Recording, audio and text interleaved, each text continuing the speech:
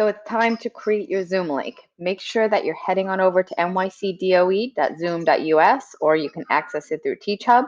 You're going to click sign in.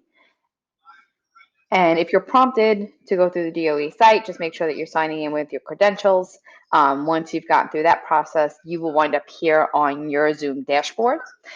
If you are doing a scheduled meeting, what you would do is come on over here to schedule your meeting. And you have a couple of different options when doing this in terms of if it's going to be recurring or not. So you would give your meeting a title. So this might be office hours, JP. You want to make sure that you have it set up with a description if it's something that you want to reference or your participants to reference when they get the invitation. And then you'll start with your date and time, right, and the duration of the meeting. You do have the option to set it as recurring. What's interesting about this is that you could kind of make it so that it's daily, weekly, monthly, or you can just do no fixed date. And what that does is that takes the place of the old personal meeting ID. You'll see I still have one here, but generally you don't have that, and the no fixed time will have you kind of have the ability to have this room that has a recurring meeting, but it's not necessarily every week or every month on a specific day. But you can access this and share this with folks by doing it with no fixed time. Okay, so generate automatically. It has a passcode.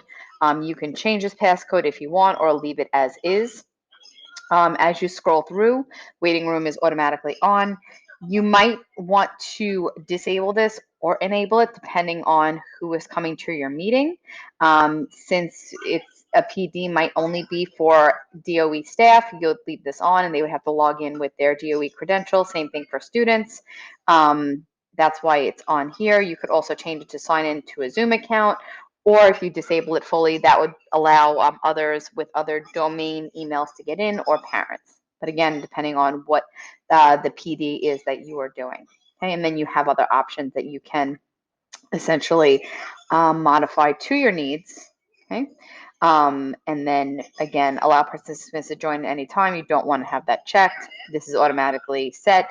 And you can select an alternative host if that person has a Zoom account already set up. That would have to be somebody with a DOE account.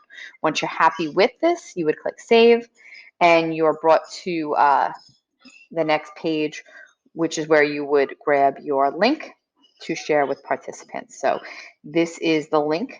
You can just copy this and paste it. So I can either do right click, I can copy it by just highlighting it and copying it this way, right?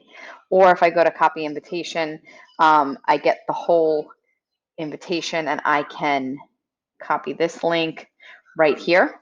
I click it and I could put this into my UpLearning event.